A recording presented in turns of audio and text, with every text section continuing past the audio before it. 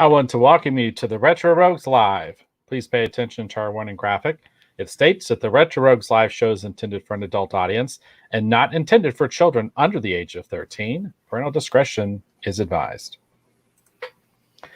I want to welcome you to the show. On tonight's show, we're going to be talking about Caustic Legion, the new 4 Horsemen action figure line. We are also going to be talking about some Doctor Strange trading cards. We've got some Streaming Wars news, and we're going to talk a little bit about the passing of Norm Macdonald as well. All right, that and probably even maybe some surprises actually on tonight's episode of the Retro Rogues Live. I want to welcome you here to the show. My name is Dave Beatty. I'm one of your hosts for nearly the last 30 years. I've been a professional illustrator and graphic designer. I have worked on a lot of fun things that some people have heard of, such as Batman Incorporated, Justice League of America, and even Superboy and the Legion of Superheroes. But enough about that. I want to welcome back my great co-host. This is Mr. Eric Alexander. Eric, please tell the folks who will be watching or listening at home some of the fun things you have worked on as a creative professional. Yes, hello, everyone. I'm Eric Alexander, also known as Bass God 14. That's Bass God 14, not Bass God. That's Bass God, like a bass guitar. And I am the Chief Financial Officer of Bad Bob Productions, which is a film production company located in Arizona. Currently, I am the executive producer on the film project called Staycation, which has been filming primarily in California, but also all over the world via Zoom. Very cool. Very cool. All right, I'm going to start the show off here just real quick with a couple of acquisitions I actually picked up. I was showing these to Eric actually before the show started. It's good stuff, folks. I think they're cool. I mean, they're not terribly valuable per se, but they're valuable to me. So but I have been meaning to pick this book up for a very, very long time. And I finally just went ahead and did it. I don't think anything's going to happen to cause this book to go up in value anytime soon, but there's been a lot of weird random books that have been going up in value lately, so I was a little concerned. And I'd been dragging my feet to buy a copy of Superman #1. This is Superman #1 from 1987. I've been dragging my feet to buy a copy of this because they're kind of everywhere. They're not terribly valuable. So I was like, I'll just get one day. I wasn't terribly worried about it. But there's been a lot of weird books that you wouldn't think would skyrocket in value. They've suddenly been skyrocketing in value. And I realized, you know what? I need to quit dragging my feet and pick up a copy of this book if I really want one. And I really want one. I'm a big Superman fan. I love the John Byrne era. This is actually of the early issues from when John Byrne took over Superman. This is one of the early issues I was missing. And I didn't have a copy of it just because I just missed it. Back in those days, I was actually buying my books actually off a spinner rack at a 7-Eleven around the corner from my house. And then the other acquisition, this is actually a gift from the Janimal, former co-host of the In the Studio Retro Retrospective show. The Janimal actually came out and visited me and actually brought me this. This is Star Trek the Motion Picture. This is actually the Marvel Comics magazine size adaptation. Very, very cool. I want to thank the Janimal for coming out and visiting and bringing me this. It was very nice of him to think of me. He's like, I know Dave would like that, and so he picked that up, and it was very nice of him to do. So thank you, Janimal. All right. Those are some really cool acquisitions. We do have a couple comments here.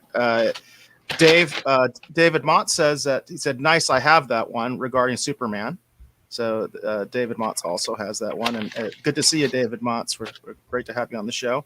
And Asia said, John was so cutting edge back then.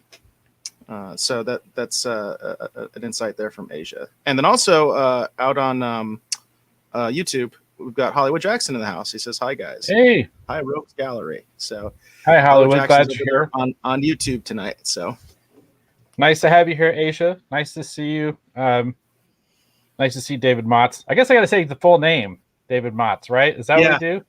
We'll just say, Nice to have you here, we also we've said that we'll say David for David Motz, and we'll say Dave for you. You know what I mean? I won't. I always kind of forget. And speaking of which, David Mott says 7-Eleven was my go-to for comics when I was young. Mine was actually Circle K. So there was a Circle K that was next door to my dad's office. My dad had his own business for a while, and he had an office, and we used to go there every Saturday. I'd spend the whole day with my dad at his office, and we would always do a Circle K run.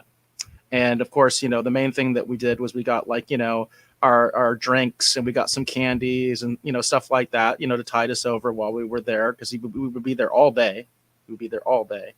And usually that's where I would get my new comic books. I've said this before. It's like when I was growing up, the comic book store was a place that you went for back issues.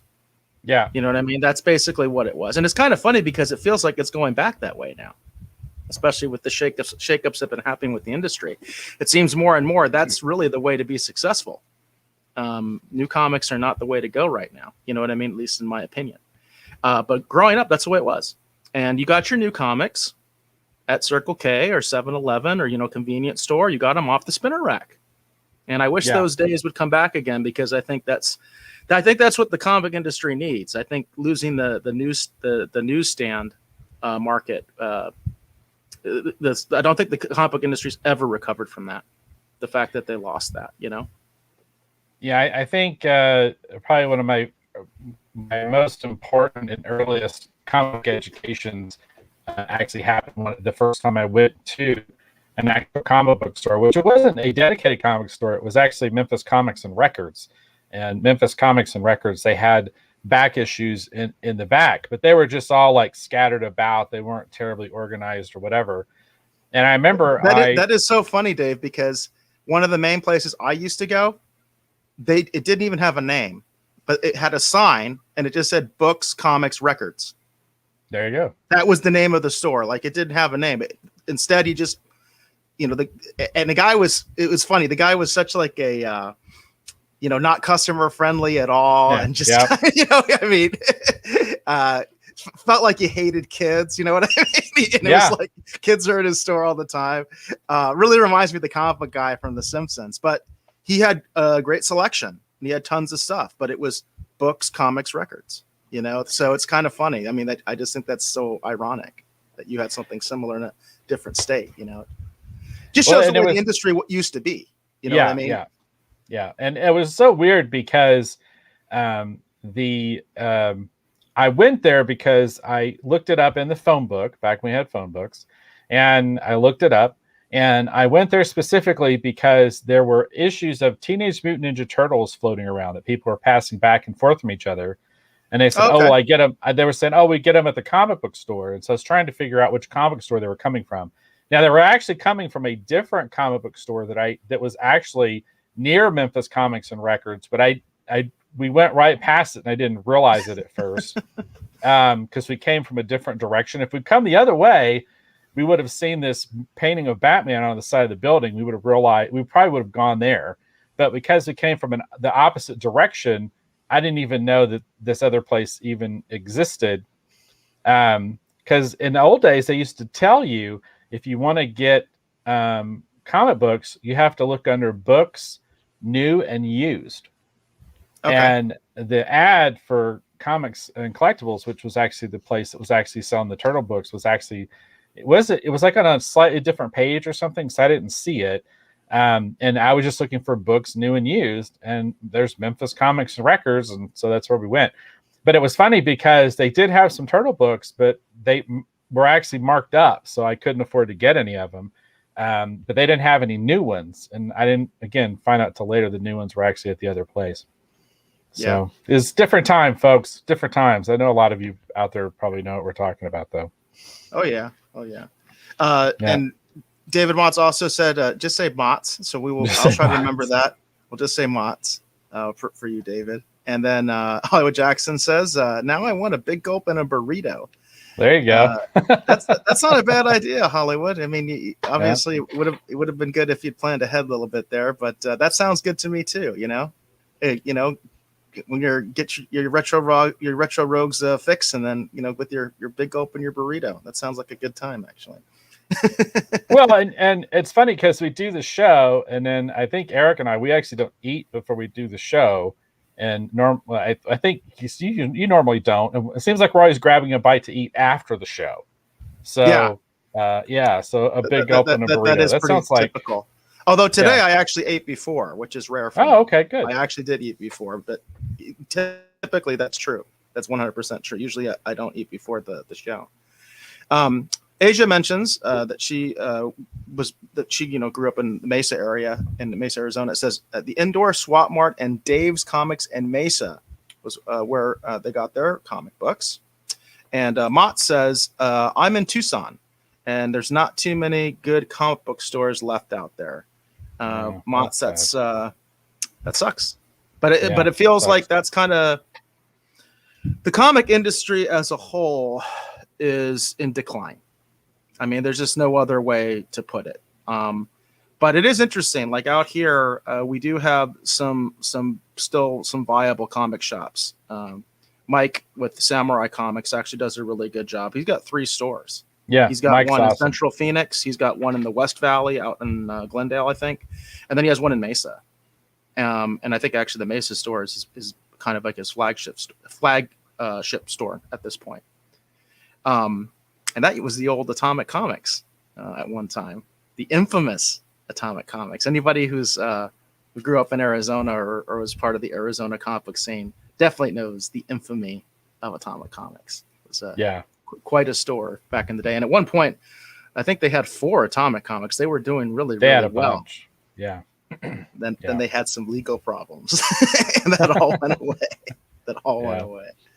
But Mike does a really good job with Samurai Comics. But he's like, to me, he's like an exception. You know, like we recently lost All About Books and Comics, which was sort of legendary. You know, that was like a flagship store. That's where Mike started out. You know, he was the manager over there, and they're gone now. You know, that kind of hurts. You know, I used to go. I went to high school at Brophy, and that's in like uptown Phoenix, and that was right a block away from All About Books and Comics. And I used to go there, I think, like every Friday.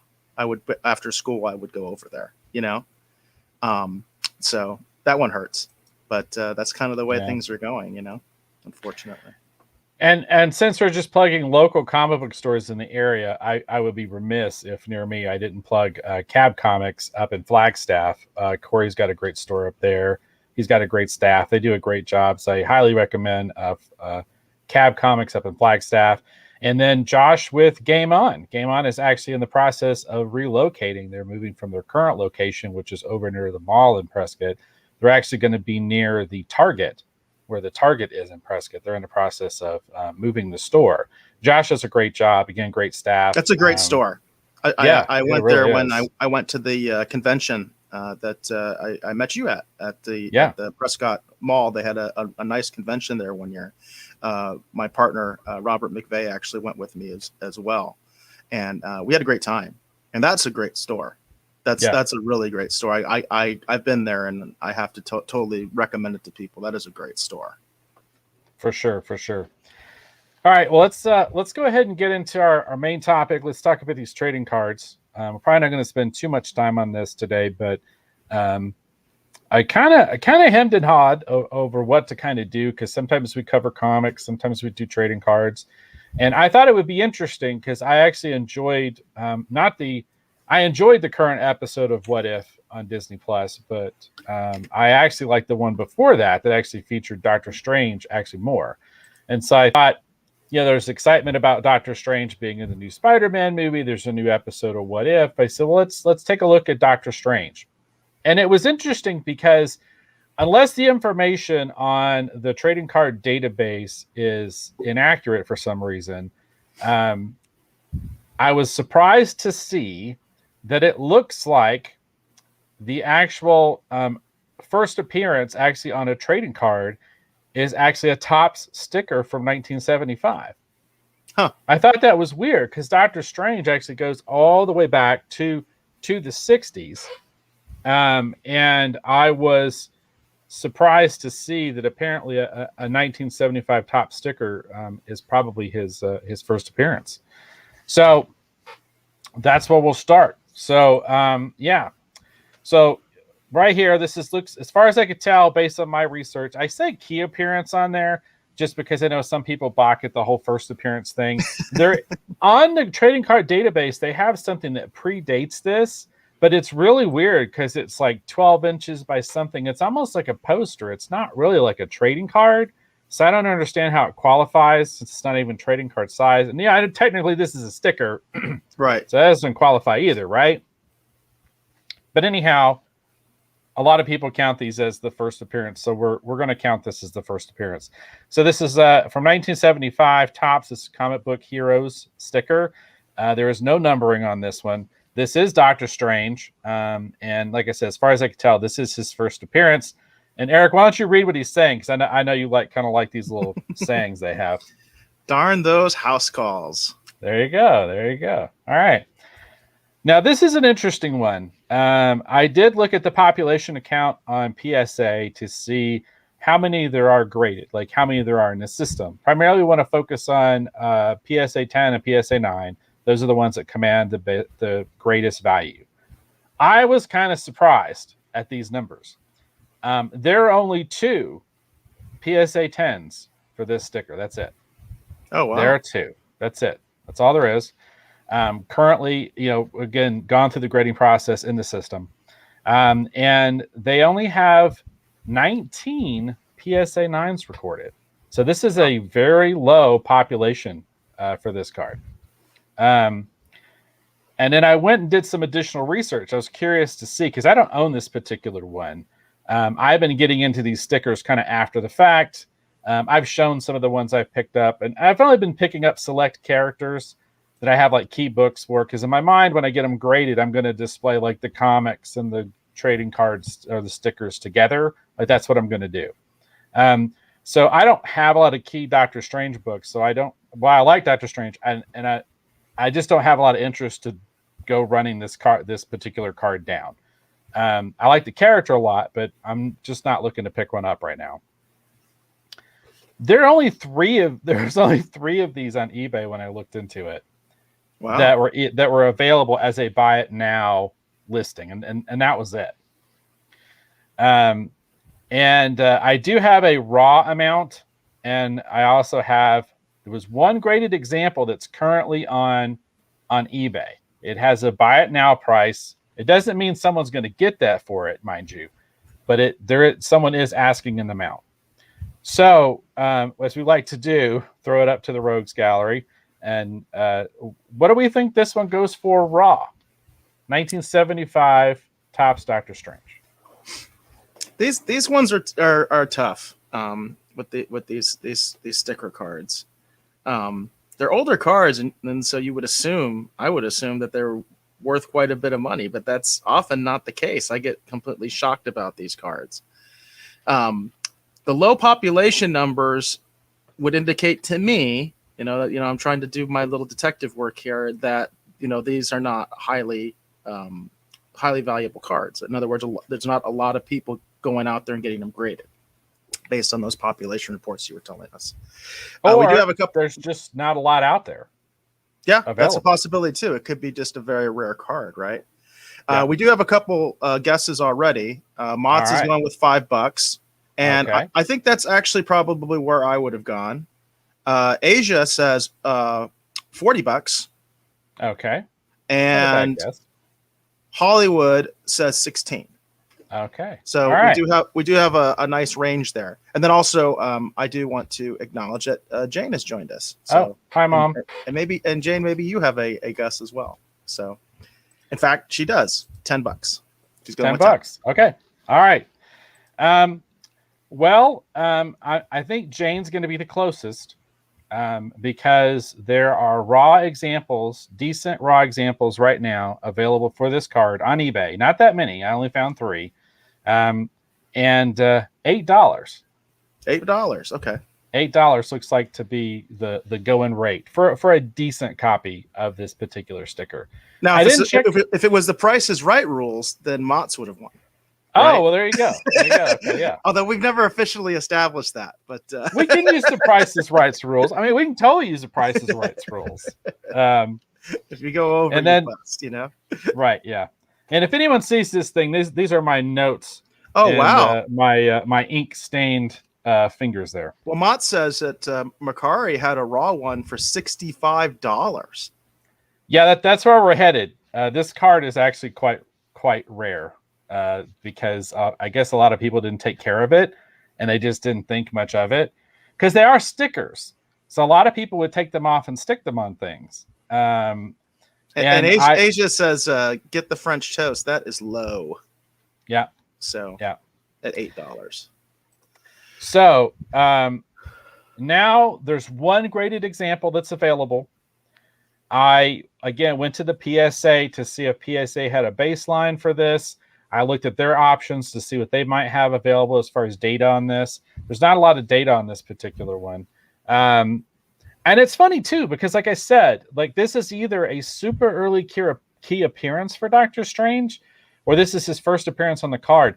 And the reason I think that's weird is because there's that 1960s Don Russ set, and Doctor Strange was around like in that time period. So I was really surprised that he wasn't on a card for that it was a 75 sticker. Huh. There is one graded one that is available right now on eBay. It is an SGC. I've been seeing a lot of SGC graded Marvel cards, non-sports cards. One on there right now. You don't have to get the amount exact, but do we want to guess what that's going for? For the graded example? Example on eBay. It's not PSA, which 5. Is also it's not PSA, so that's something to keep in mind as well, because everybody seems to want PSA for some reason. Seems like the big collectors all kneel at the altar. Right. PSA for whatever reason. That's right. And this is a SGC 5. It's a lower grade. It's the higher grade, a 10. Is that doesn't really get any better than that. I kind of wonder why someone would even grade that. You know what I mean? In a way, because there's not a lot of them out there, and there is also the possibility someone could have had this graded because it's in their personal collection. They find themselves in a situation and they need to try and recoup some money out of it. That happens all the time. Well. Yeah. Let me just say I found myself in that situation. Maybe it doesn't happen to everybody else all the time, but I found myself there a couple different times. It's like, well, I need to get out of this. What can I get for it? Yeah. So what do we think this goes for? SGC. It's not the Cadillac. It's not the PSA, but it's SGC. It's a 5. So that's a decent card, but that's a mid-grade card. What do we think that goes for? Age is giving a guess $15. $15. Okay. All right. Jane is guessing 12. 12. Okay. Mott has disqualified himself because he already looked it up. Oh, he already looked. We appreciate your honesty, Mott. You do get points for your honesty because there's absolutely no way to enforce that otherwise, other than policing yourself. There's no way we would know. Cantrice Jennings, and welcome to the show. She says, I think we just had a little hiccup there. Okay, we had a little hiccup in the stream there. Okay. Cantrice Jennings, and welcome to the show. She says $2. $2. And then Hollywood says 3. 3. Hollywood says 3. So I'm actually going to guess higher. I'm going to go 40. I'm going to go 40. Actually higher. So I'm going to guess 40. Eric, you would be the winner. The person on eBay is asking $51. 51. Okay. But they're asking. It's actually 51 and some change. But they haven't sold it. It hasn't sold. No, it hasn't sold yet. It's 51. It's always fair. It's always important and fair to point that out, right? Yeah, Because anybody who's watched Pawn Stars knows about this, right? I mean, people list stuff. That's one of the main things that happens in those interactions that I think is funny. And I'm like, do you? None of you people watch this show? You know what I mean? Because they talk about that all the time. Just because you see an item listed for an amount on eBay or Mercari or whatever, that doesn't mean it's sold for that much. And that's the key distinction. You want to know what it's sold at, right? That's what's going to give you, a better idea of the value, not what somebody's asking for it. And the deal with this one, in my mind anyway, when you look at the grading fees, the shipping fees, everything involved, if you're a Doctor Strange fan and you want to have this in your collection, I'm of the opinion that's not too bad a price, to be honest with you. I personally, I would want one that's a higher grade, like, something maybe like at least a 7 or an 8. But like I said, there's not a lot of examples of this that are actually graded that are floating around. And like I said, even through PSA, according to their population report, as of actually today, there were only 19 copies of this rated at 9 and only 2 rated at a 10. So if the trading card stuff, ever starts to pick up again, Like if people that are into the MCU and the Marvel movies, this might be something interesting to take a look at. It's very speculative, especially with Doctor Strange, but he's a great character, so I think I think it would be something to look into. And obviously, I'm not the one selling that card. Let's just be clear, okay? It's just the only example that I found that was currently available on eBay, because I was usually get the best sales data from that, but there's just not a lot of these that have sold. I honestly think it's probably because it's rare. I think too, Eric, I think a lot of people have lower grade copies and it's not worth having graded, but I also think there might just not be a lot of these floating around just in general. And I found that kind of interesting, especially with now a key Marvel character like Doctor Strange. He's an important part of the MCU in the films and the animated shows now. Yeah, this is definitely, I think, a card that you want to be aware of, just because of the popularity of the character and because he is so prominent right now with the introduction of the multiverse.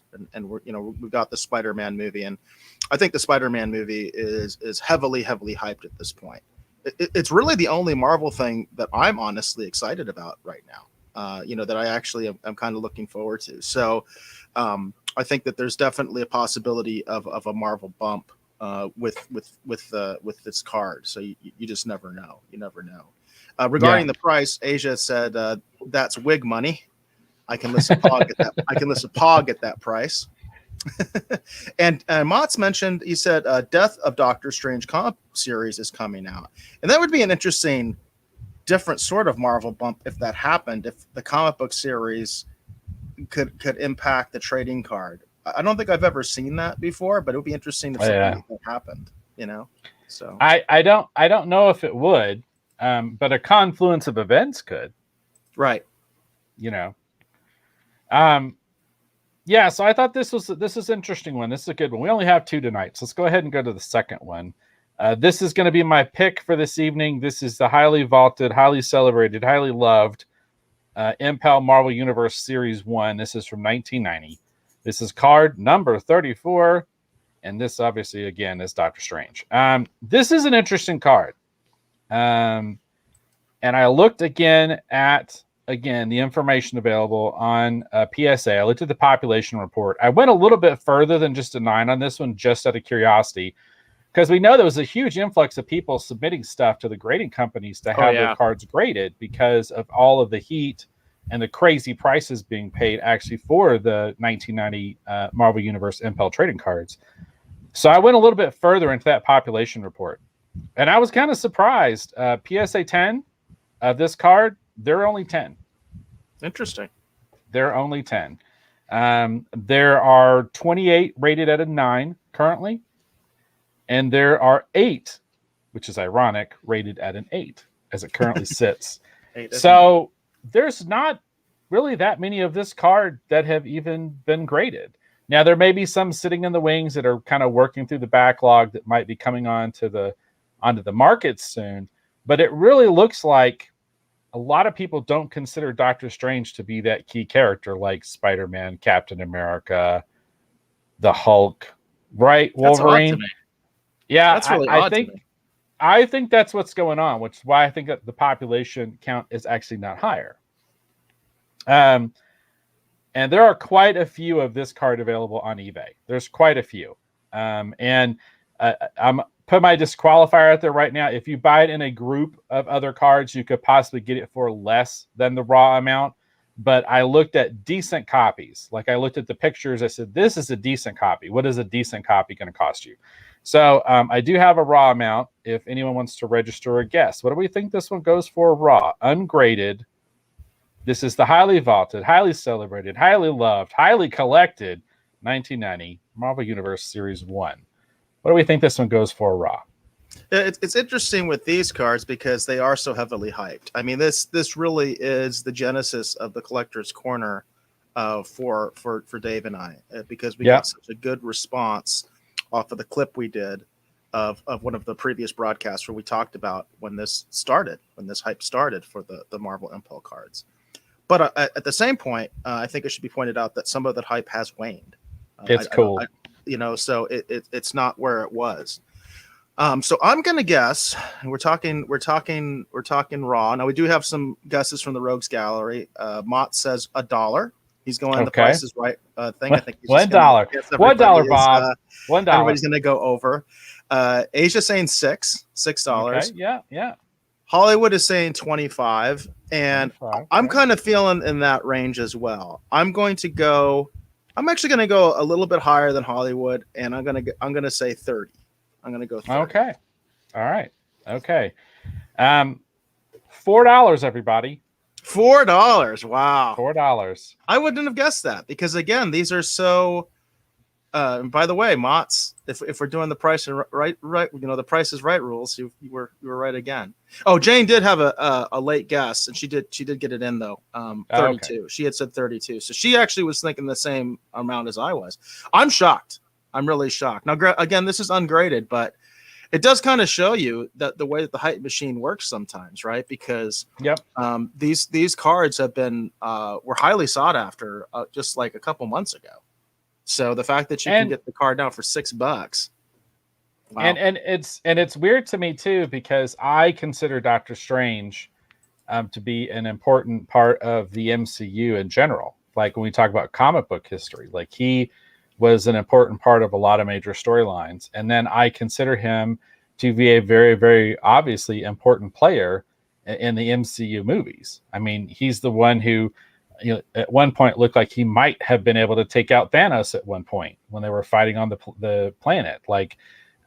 And we see that he's going to be really important moving forward as well. He's actually one of the few characters that we kind of still have left, to be honest with you. It seems like almost all the other characters have either been retired, they're either being retired, or they died. So, he's one of the few that's still kind of around. So, that's an original Marvel hero too, talking about the comics. So it's interesting with this character. Now I did see there are some of these that are rated that are available for sale, but there's not that many. And since we did an SGC for the last one, I found an SGC actually for this card, but this is a much higher rating. It's a SGC 9.5. 9.5 is almost a 10. So that is almost the highest rating that you can actually get. SGC does command significantly lower amounts than PSA. I don't know why, but it does. And SGC is actually known. I've seen enough coverage actually on all this because I listen to a lot of trading card YouTube shows and I read things and whatever. And it's interesting because SGC is considered to have a higher grading standard, like being really super strict. So their cards are worth less, but in some ways they're stricter than a lot of the other companies. So 9.5, that's a good. Hollywood Jackson card. Says it's the hype machine, and that's hype machine.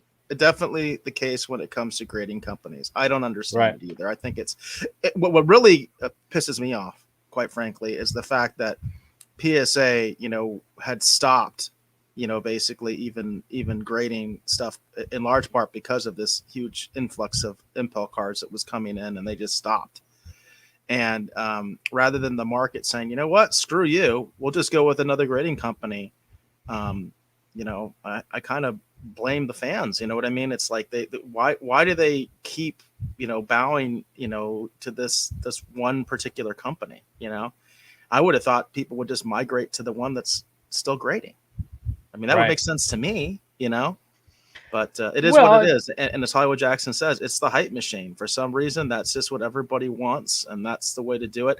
What I think is really funny is I saw another YouTuber, and I wish I could remember what the other company was, but he was comparing PSA to another company. In other words, the same card, but different grading, different company. And I wish I remember what the other company was, but to me, it looked so much better, so much more professional. It was like more of like it was just like a higher quality case. It just looked really good in the presentation. And this guy was so brainwashed. He kept talking about how much he liked the PSA better. Yeah. I'm like, are you just blind? I mean, literally, it's right there for everybody to see. And you could tell the other one just looked so much better. The presentation, the quality, Because PSA, I mean, they look like it looks like a sticker that you could print on your home computer. You know what I mean? That's the way PSA looks to me anyway. And this other one just looked really nice, you know, almost looked like a little like trophy case or something. I mean, it was really nice. And this guy was just going off about how he liked the PSA so much better. So there are people that are brainwashed out there. I'm just going to say it. There are people that are absolutely brainwashed because they've just got it in their head that PSA is the best. You know what I mean? Yeah. And it makes absolutely no sense, at least to me. All right. So again, SGC 9.5. What do we think? Anyone who wants to register to guess, what do we think it's going? Now, again, this is someone who's selling it now on eBay. It looked to be it's a really high quality card. SGC. What do we think it's going for? Mott's is going way up there. He's saying 100. He's saying 100. I'm going to stick with 30. I'm going to stick with 30. 30. Okay. With the ungraded, so I'm going to stick at 30. But Mott's is at 100. All right. Okay. If anyone else wants to jump in, otherwise we're going to go ahead and throw the amount out there. Asia's guessing 50. 50. Okay. All right. Hollywood had 45. 45. Okay. All Very right. similar to Asia. They're obviously thinking along the same terms there. So $150, everybody. 100. Well, Mott's is really doing good today. Yeah, 150. He asked earlier if he won the car. You know, definitely if we had one, he would. But Asia said he got the Gremlin. So oh, that sucks. It's a car though, but yeah. Oh, and Jane did get another one that she just got it in there. It was 40. She guessed 48. Yeah. Yeah, Mott's definitely you should. He says I'm going to Vegas. I think you're on the streak right now, Mott's. Take some of that luck and do something with it and make some money. and I feel like that 150 is a pretty decent price actually for this card graded, because I saw actually one on Mercari that was a similar rating and someone was asking 165. So 150 sounds like it's probably about, you know, what people are going to be asking for it. Whether it's worth that or not, only you could determine that if you purchase it. Right. At that price, you're better finding a decent raw copy and, you know, potentially, submitting it in my mind, at that kind of a price. Unless you don't want to go through the trouble. So, but it's just amazing, you know, the graded versus ungraded. You know what I mean? The huge. It's huge. The huge discrepancy. I mean, it makes sense. You would think that a graded copy is more valuable. You know, I would think that, but that's a huge gap. You know. So there are a lot of Doctor Strange cards out there. There's a lot of Comic Images cards. Like there's a bunch of cards, but again, I went through and I looked at them and I thought about it. There's some other really great, Marvel Series 3 card is pretty cool. It's the Sam Keith. There's a later series one that's Steve Lytle. Like there's a lot of cool looking cards, but when I started thinking about it, I was like, okay, well, let's pare this down. If you're only going to own one or two, typically we usually do about 3, but in this case, I didn't want to spend too much time on it. I was like, well, let's just do 2. So in my mind, these would be the 2. The early key appearance, and then the Impel 1990 Series 1, because that's the one that everyone wants. So if the cards go up in value again, it is safe. It is not, you can't totally, take that to the bank, but it is safe to assume, got to be careful with that, right? That this card potentially has the greatest chance to go up in value because of the popularity and the collectability of the 1990 Impel Marvel Universe Series 1. Yeah, this sounds like this would be a really good one to get loose if you know anything about grading cards. If you know that stuff, if you're good at that, it seems like this would be a really good one to pick up and then get graded. You might have a nice little investment there, And if you look at that one, you can tell right there, one of the things you want to be careful of is to make sure that the image is centered in the card. So that outer white border, you want that to be as even as humanly possible, so that it's and they do have they do make a little tool that you can use for that. I noticed that they sell it on Amazon, so it's really easy to get. and it's a little centering tool. And I advise people to do that if you're interested in getting involved with this. For sure. Good, bright, vibrant color. And the last one is, pay attention to the edges. You want them to be really sharp and crisp, especially the corners. As I like to say, they need to be sharp enough that they could cut you. There you go. So, there you go. All right, Makes sense. Cool. All right. Do we want to cover your collector's corner thing next, Eric, or do we want to do the Cosmic Legion? Or I'm not really doing anything for collector's corner. I'm okay. I'm going to focus on the streaming wars news that I want to talk about. We haven't done any streaming wars coverage in a long time, so I think I've got a couple articles that have some streaming wars implications, and then of course I did want to talk about Norm Macdonald later as well. So right. Well, let's just go ahead and do Caustic Legions in, if that's okay. Yeah. So let me put this up. So we talked about on a previous episode, Cosmic Legions. This is the new action figure line that's coming out from the Four Horsemen. They did have their big unveil event. I'm going to be honest with you, I missed the big unveil event. But they do have all the information that is available now. This is their actual physical website. You can see the URL up there. It's sourcehorsemen.com. You can go over there and find this information out over there. These are all available for pre-order right now. We're not being paid to do this. I just think these things look really cool. And I think they're really neat. And it's cool too, because they're original characters. They created all of these on they're their own ideas. And obviously they're not part of a big, huge, corporation. They're doing them themselves. And these things look really amazing. So I thought we would kind of go through some of these. And it's interesting too, because at one point, they were going to do a Power Lords, like they were going to redo Power Lords, and they had actually bought the license for Power Lords. So one day, the Power Lords Facebook group suddenly switched over to Cosmic Legions. And it's interesting because, and other people have noticed this, but this character here, Oleg Thagar, I guess that's how you say his name. It's interesting because when you see the detailed shots of him, he has the same color scheme as one of the original Power Lords, the main character.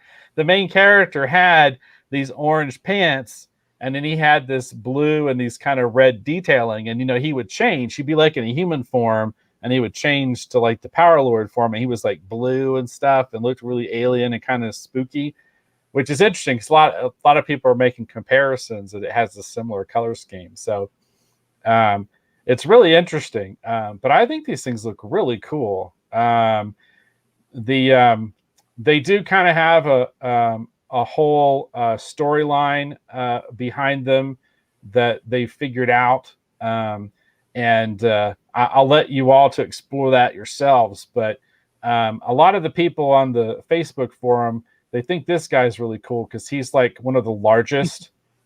Like this thing is like huge.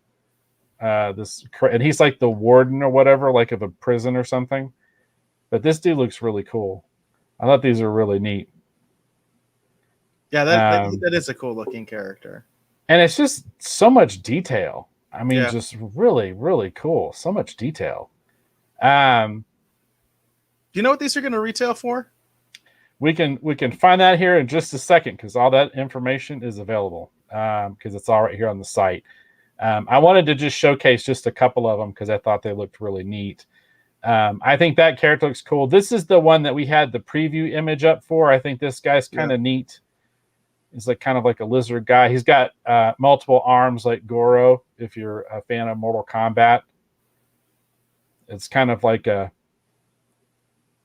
get like kind of like a gladiatorial vibe because these look like they have chains, right? Yeah. Like, gladiators.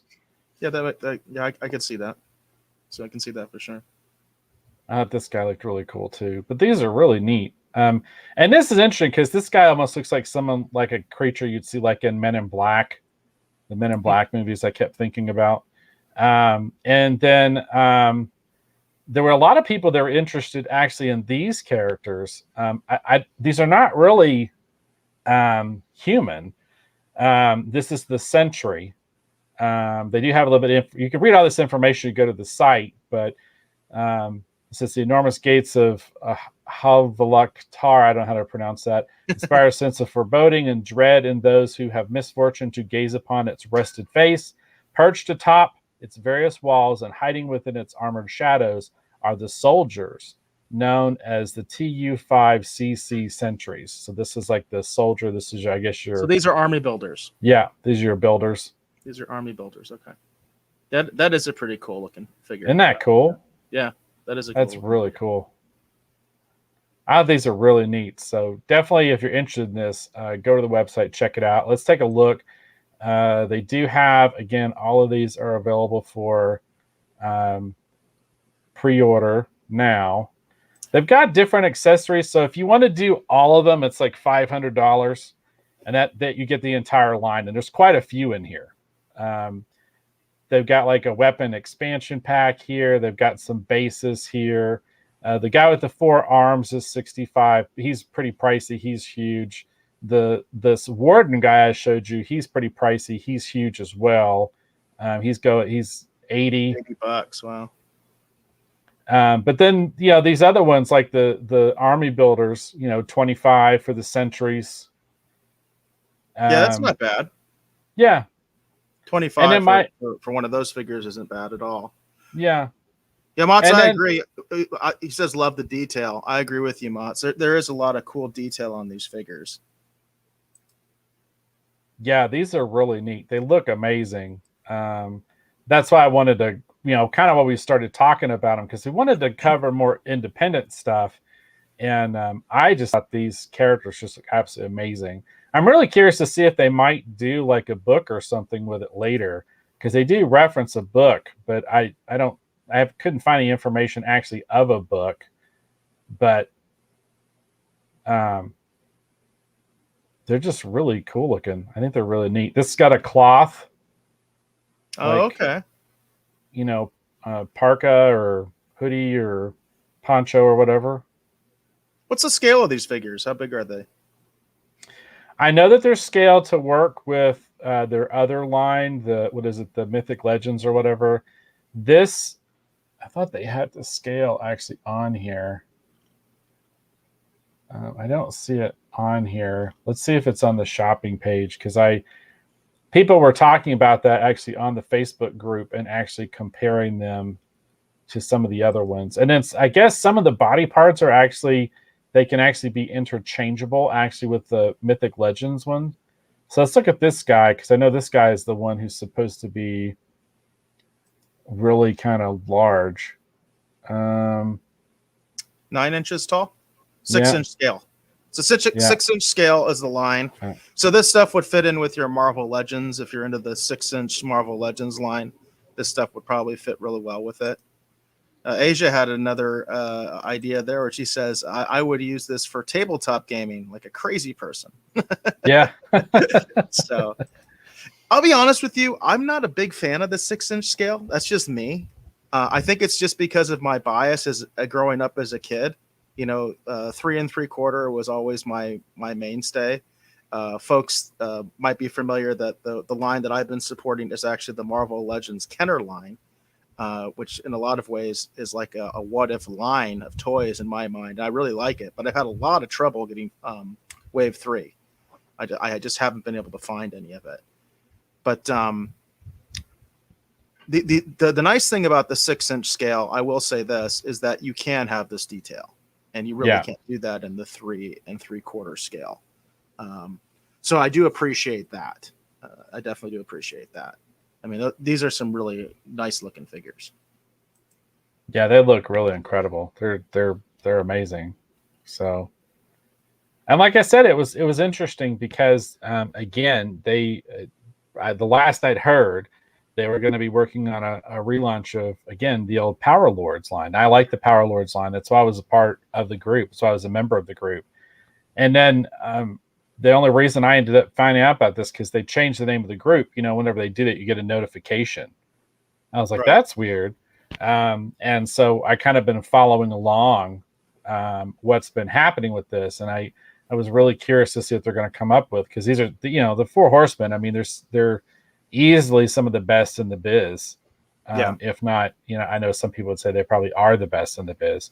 And these things look amazing. So I thought it'd be fun to kind of showcase, since the line is now available. If you're interested in checking it out, you want to go to their main site and get them from there. And it's interesting too, it's not part of a Kickstarter campaign or a crowdfunding thing either. You just order it from them and they're going to get them made. So I thought that was pretty neat too. That is pretty neat. And that's something that you certainly don't see from independent operations very often, That's pretty neat. That's kudos to them. Kind of makes you wonder why HasLab can't just outright put stuff out. You know what I mean? That's the big criticism of them. I know. It's that, it's like, why does this multi-billion-dollar company need to crowdfund stuff? Just come out with Galactus, just come out with the Sentinel, just do it. You know what I mean? The sail barge. For folks that might not be familiar with those things, those are some of the products that they've come out. And there is a lot of controversy in the community regarding HasLab, because a lot of people feel that that Hasbro shouldn't be doing that to their customers. Yeah. They have especially the resources to just. In other words, if the Four Horsemen can do this, is what I'm trying to say, and they're an independent operation, and they don't have anything behind this, right? There's no comic book, or there's no TV series, there's no movie, right? Whereas, look at everything that is associated with these products from Hasbro. We're talking about Marvel Legends, for frickin' sake. I mean, that line is just gold right now. You know what I mean? That's gold right now, the 6-inch Marvel Legends line. Yeah. And, they have to do these special projects, for the Sentinel and for Galactus and things like that. And it puts a bad taste in a lot of people's mouth, including myself. And I think this is why we're trying to support independent stuff more and promote independent stuff more, because of some of those bad business practices that some of these big corporations have. Yeah. Hollywood Jackson says, I have a life-size Hollywood Jackson for sale. Only problem is you have to feed him.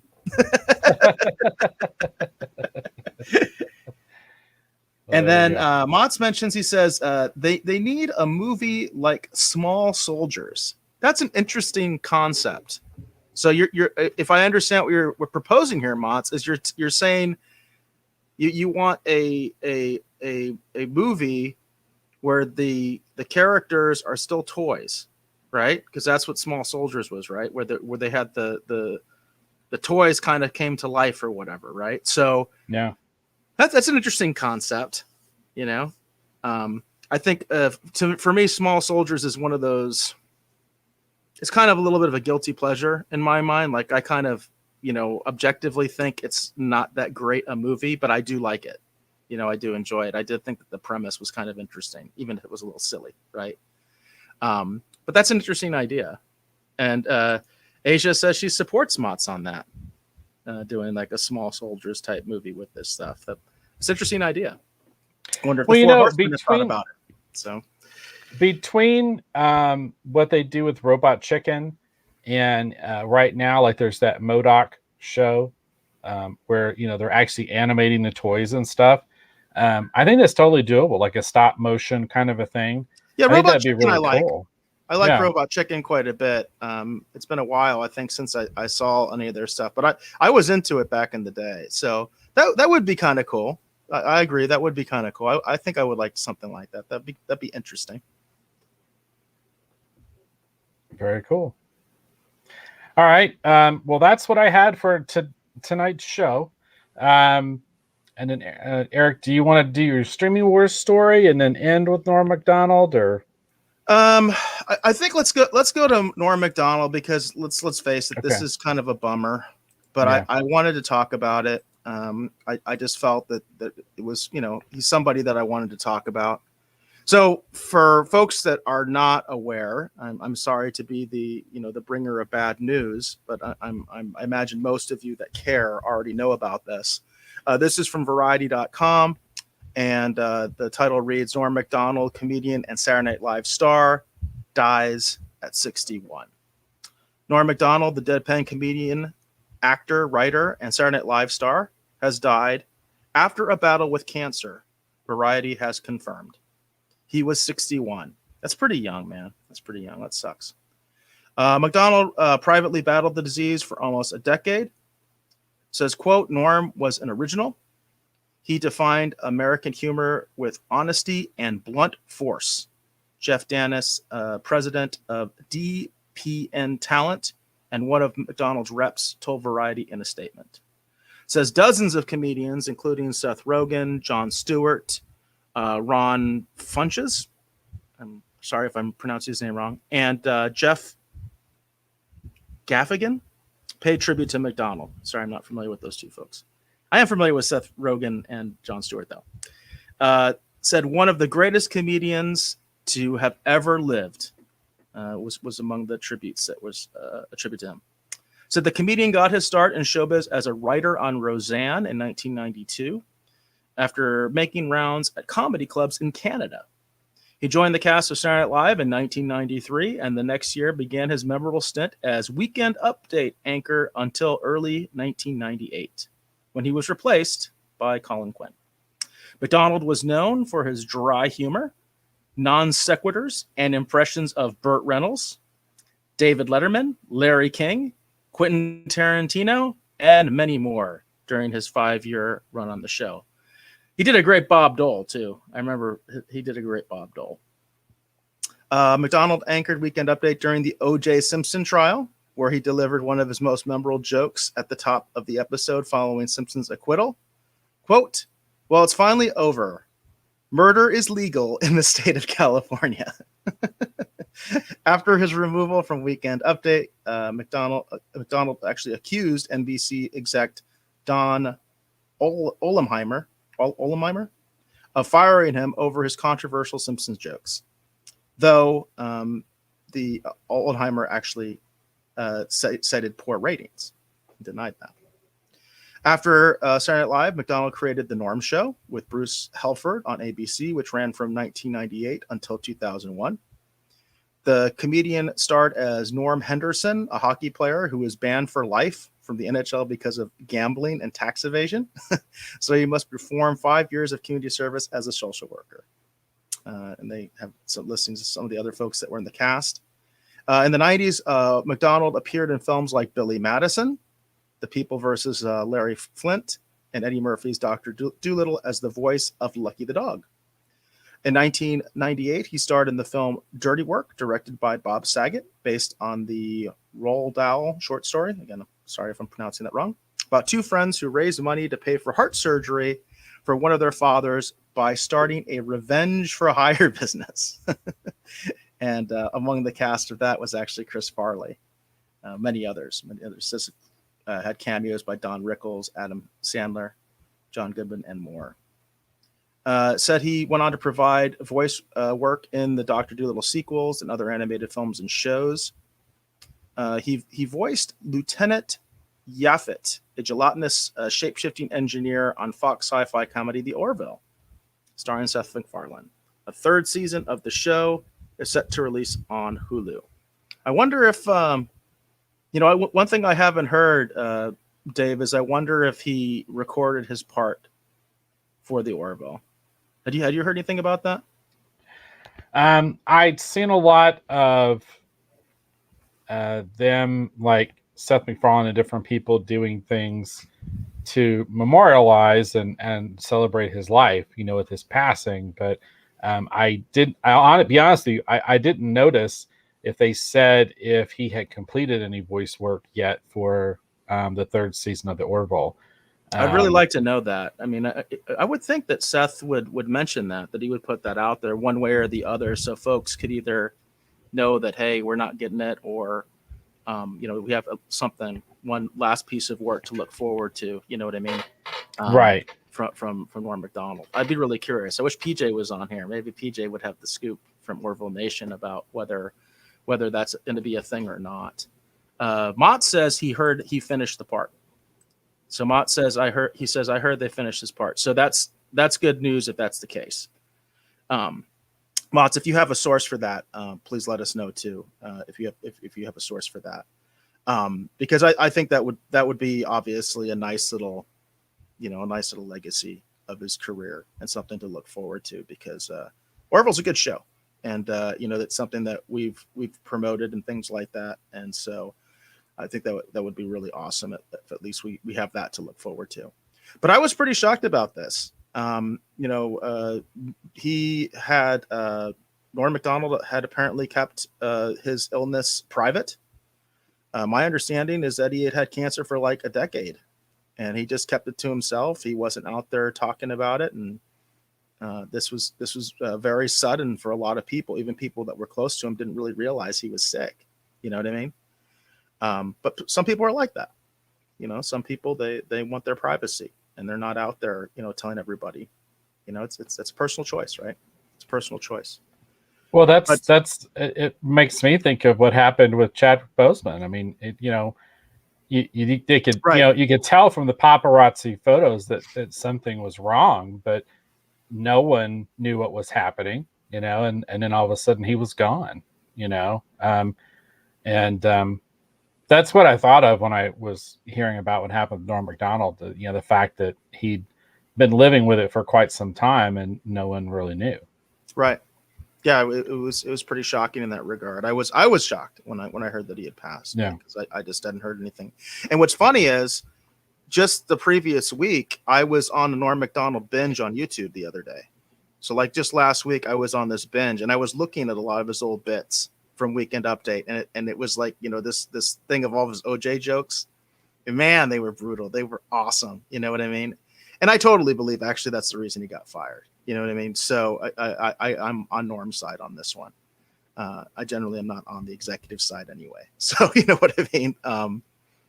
Mott says Macdonald died on September 14th, 2021 of cancer after the filming of season 3 had concluded, but in the middle of its post-production, leaving Yaphet's status actually uncertain. And Mott has cited that's OrvilleFandom.com. And that's, I guess, the wiki for Norm Macdonald too. So, well, that's tough. That kind of sucks. If they, I wonder what they would do if they would just recast him. If they already have, they've already filmed, they've done the principal photography, and they just never were, they just haven't added the voice. I think they would have to recast it, right? I mean, what else would they be able to do? That kind of sucks, but yeah, I don't. That might be why Seth isn't saying anything. That's a tough problem, because if they've already shot it, you know what I mean? They've already shot the parts, and it's already done. That kind of sucks. I mean, I don't think they have any choice. Yeah, Seth might do it. Asia says that I could see that, but that is a tough thing. That I think that would be a tough thing, and it's a tough thing to market too, because a lot of people are like, oh no, you can't do that. You know what I mean? But that kind of sucks. That does suck. That's a tough position to be in. If I was producing the Orville, I would be like, oh, this sucks. This really sucks. What are we supposed to do?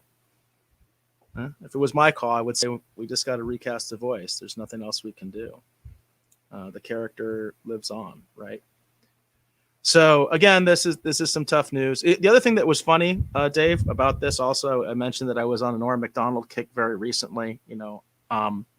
The day that I found out that he died, it was on Tuesday, and I've been trying to work out, and I've got a trial membership at a gym, and I was on one of those one of those machines, one of those treadmill machines, right?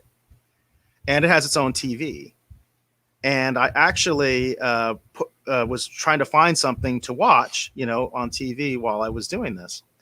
And wouldn't you know it,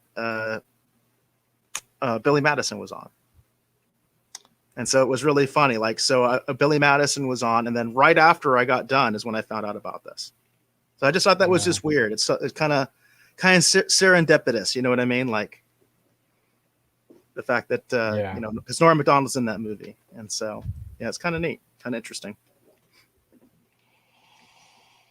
Yeah, he was such a great comedian, and he's done, so much great stuff. And 61 definitely to me seems too soon. And I quite liked his character of Yaphet on Orville. And it was interesting too, because the first couple of episodes, I wasn't too sure about all that. And as it went on, I came to really like the character and look forward to when he was on screen. And by the end of the second season, I mean, Yaphet had actually established himself as a like an asset to the crew and a hero. And so it really, really, just all the way around. It's just amazing what he was able to do, with that character. And yeah, it just really sucks. Just got too many great people going way too soon. Yeah, it's definitely a shame. And again, it's just one of those things that I think took a lot of people off guard. They just didn't realize that the man was having problems, So, yeah, I'll always remember him. I think the most for Weekend Update. I mean, for the Saturday Night Live era, that's really where I was into him, So, and see, for me, when I think back on Norm Macdonald, I can't not think about the Jeopardy stuff with him as Burt Reynolds, because that stuff is so hilarious. That's a good one, too. And everything about that bit is great. The guy doing Connery is great. Will Ferrell, like everyone is so great. Like that's the thing. Those Jeopardy bits are just so on point and they're so hilarious, just all across the board. Yeah. And that Burt Reynolds it's weird because it just totally seems like Burt Reynolds too. I mean, it's just, God, it's so great. So I don't think Burt Reynolds himself really liked it, though. I would say that, So I don't care. It's highly entertaining. So I did see that was neat that Bob Dole actually did a tweet, and so obviously he took it all in good fun, because I always thought he did a pretty funny impression of Bob Dole. So yeah, as you said, gone too soon, but we definitely wanted to remember him here on the show. I think that his impact on comedy will remain, because I think he's one of those guys that's a comedian's comedian. Like a comedian, even when we didn't get the joke as the public, the inside joke was obviously there. That's something I think he was also known for. It's like nobody was laughing except like his friend in backstage for some of his jokes, because it's pretty funny sometimes to watch him, because on some of his performances, I mean, it's like no reaction, right? So because he had a very weird sense of humor. So I think in a lot of ways he was that comedian's comedian, and nobody else really got the joke, So yeah, and I think he'll be known for that. All right. Well, do we want to segue now into the Streaming Wars segment that you wanted to do? we have not done Streaming Wars in forever, folks. I mean, it has been a long time. And I have two different articles, two different stories, but I did feel that these had Streaming Wars implications, and it's been a long time since we covered this stuff. So let's get into it. So the first article that I wanted to talk about is actually this is one of those things where it's like I don't want to look into it too much, I guess, because I don't want to be like finding things that aren't there. But I think this is worth discussing, because there's a lot of people that are kind of like, I think something's going on. Okay, this is actually from Reuters. Okay, and the article, the title is Viacom CBS breaks up Paramount's film and television units. Now this is from September 13th, last updated 4 days ago. It says Viacom CBS Incorporated said on Monday it is restructuring the operations of its Paramount Pictures movie and television production unit in a broader shakeup aimed at ramping up content on its cable and streaming services. The company has said Paramount's television arm will be run as a separate entity under the leadership of David Nevins, the chief executive officer of Showtime Networks. With more people flocking to streaming services for entertainment, the move will allow the company to focus on its rebranded Paramount Plus streaming platform, as well as its cable networks, Showtime and Pluto TV. A lot of people forget that Pluto TV is owned by Viacom CBS. Brian Robbins, the current president of Nickelodeon, will take on the additional role of heading Paramount's movie studio business, taking over from Jim. I'm sorry, I can't even pronounce his name, but taking over from Jim Viacom CBS said. So I find this interesting because we have to put this in some context. And had you heard about this at all, Dave? Had this been on your radar at all? I hadn't heard about this breakup of these different divisions, but you could tell something was going on because it was kind of weird. Because, like as Hollywood said, James Bond channel is back on Pluto, and there's been some things on Pluto that's kind of shifted around. That's what Hollywood Jackson says. The James Bond channel is back on Pluto TV. I watch a lot of Pluto. My only complaint with Pluto is that sometimes on my Samsung television things will hang up. Yeah. But I watch a lot of weird stuff on Pluto. But there's been a lot of new content and things kind of moving around. And in the back of my head, it made me wonder if there was something going on. I hadn't heard about this, but it would tend to match up with some of the like weird random things I've been seeing that's been making me kind of go, I wonder if there's something going on. Well, there is. That makes any sense. Well, there is. The context of this that I think people, should be thinking about is you have to remember that Paramount and CBS had split, that they were separate entities for quite a while. And most people say that was kind of a disaster. And it's very counterintuitive. Obviously, these days, consolidation is all over the place. And you see these mega corporations that are even gobbling up all these things that don't even seem to go together, like AT&T owning Warner Brothers, which that's changing. Because now what AT&T is doing is they're basically combining Discovery with Warner Brothers, and it's going to be its own company. So in context, again, most people, I think, believe that the split of CBS and Paramount was a disaster. And it had some implications for Star Trek. Okay, no doubt. And if you're one of those people like me that's really not digging new Trek, you, in large part, you blame the breakup. Because it's important to remember, prior to Discovery, CBS had never made a Star Trek show. Okay? CBS had never made a Star Trek show. That was Paramount. Paramount's television division, and of course their film division had made Star Trek. And of course their film, Paramount's continued with the JJ verse, and it was this weird thing that was going on. That's where that 25% thing comes, from, and all these weird other controversies that are floating out there, because at one point Paramount was having to license Star Trek, if you can believe that. I mean, that's just asinine that Paramount was having to license Star Trek when that's the only studio that has ever made Star Trek other than Desilu. Desilu Studios was the only other studio that ever made Trek, and that's the original series. So for all that time, Paramount had made Star Trek, and then all of a sudden CBS got its hands on it, and to me, it's been a disaster. Okay? So the question becomes, is history repeating itself?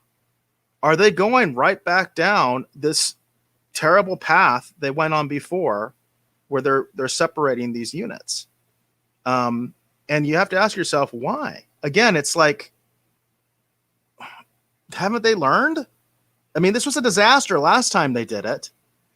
But the rumor out there is, okay, the rumor out there is that this is corporate restructuring because they are getting ready to sell. That's the rumor. And I don't know if you had heard that. I haven't heard that at all. Yeah, that's the rumor. And that's one of those things where that's why I was saying I don't want to, be trying to find things that aren't there, but the rumor's out there. People are saying it. And that rumor actually has been out there for a while. The rumor that they're going to sell Star Trek has been out there for a while. But also, we have to remember what happened to Fox, right? Fox gave up in the streaming wars. Fox is a casualty of the streaming wars, basically. They were like, I can't believe we didn't get Star Wars. Now Disney Plus is coming out. We're done. Of course, the irony is that Fox actually owns Tubi, so they actually still are in the streaming wars to some extent, but not with new content, right? They got rid of their studios. The studios part of Fox is gone, but they still have their networks. But the question is something similar brewing at Paramount, at Viacom CBS? Is a similar situation happening? Are they getting ready to sell Star Trek? Because that's what a lot of people also think with all these different, with all these different Star Trek series that are being greenlit, and it seems like a new Star Trek show is being greenlit like every day now. It's kind of ridiculous, actually. Some people say, well, they're doing that because they're trying to say, hey, look how valuable and great this property is that we're getting ready to sell. So I really wonder if that's what's going on. And of course, that could have huge, far-reaching implications for the streaming wars if that happens, if they sell Star Trek or they sell Paramount or whatever, you know what I mean? So I'm curious if that's what's going to happen. Cue the Picard jokes, huh? Well, I was going to say, Aisha put into the chat, she put cue the Picard jokes, laugh out loud. Yeah. And I was going to say this. So Asia on a previous episode had mentioned that she had enjoyed Lower Decks. And of course we had given up on Lower Decks at one point. Well, I actually recently got a Paramount Plus subscription because they're going to be taking original series Star Trek off of a lot of the other services, and it's only going to be available on Paramount Plus. So I went ahead and bought a subscription to Paramount Plus. And so I've been going through some things. And because Asia had said that she liked Lower Decks, and correct me if I'm wrong on this, Asia, but I thought you said that you had liked Lower Decks.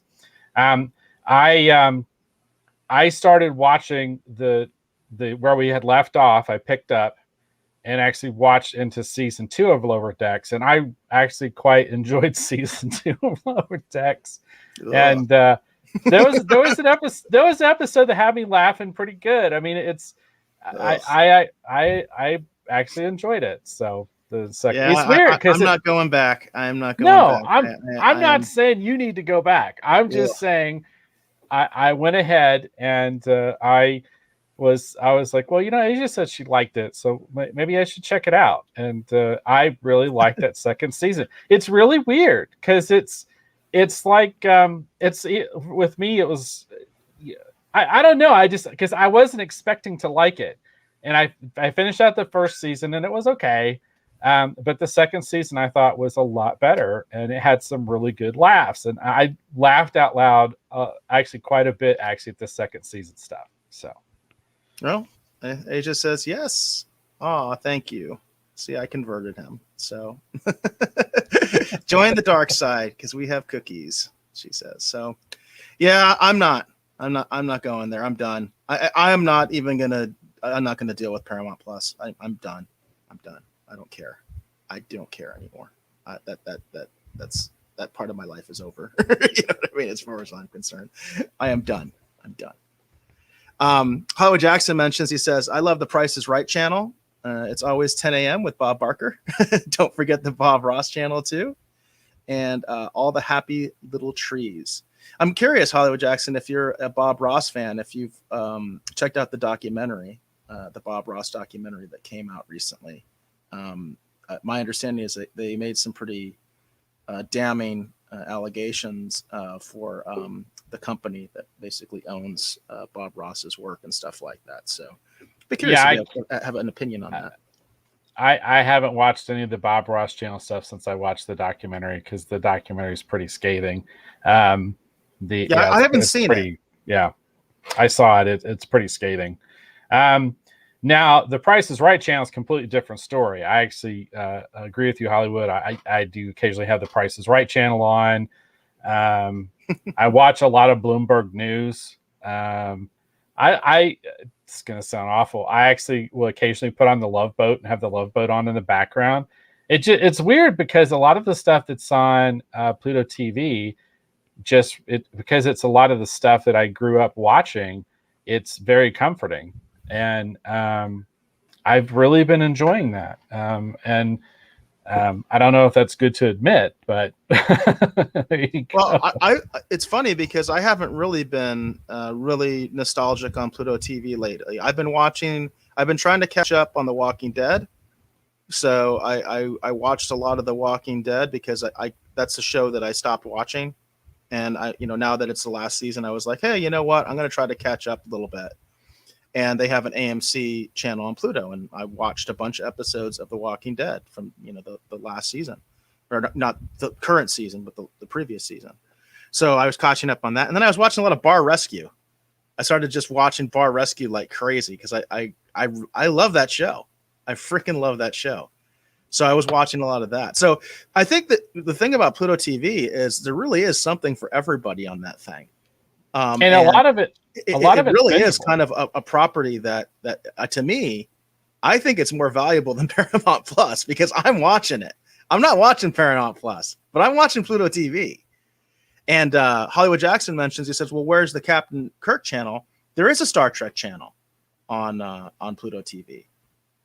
And they even show Picard on Pluto TV. I don't know if people realize that.